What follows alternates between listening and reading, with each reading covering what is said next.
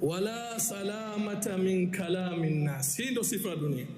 Wala hakuna salama ya wewe kunusurika usipate kusemwa na watu.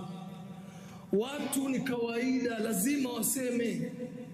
Kwa hiyo maneno ya watu yasikurudishe nyuma, na wewe usijifungie nyumbani utaki kufanya lolote kwa sababu nitasemwa. Watu wakiniona watasemaje? Watu wataniambiaje? Hawa watu kila mmoja ana mawazo yake. Wewe tu iwe lengo lako ni moja, kumridhisha Mola wako. Huyu mtu ikiwa hamiliki unachomiliki atakusema. Ikiwa hawezi fikia ulipofikia atakusema. Ikiwa hawezi kukontrol anavyotaka kwa malengo yake atakusema. Kwa namna yoyote utasemwa. Ikiwa amesemwa Mungu aliyewaumba watu, vipi wao utarajie kuishi katika dunia hii na usisemwe?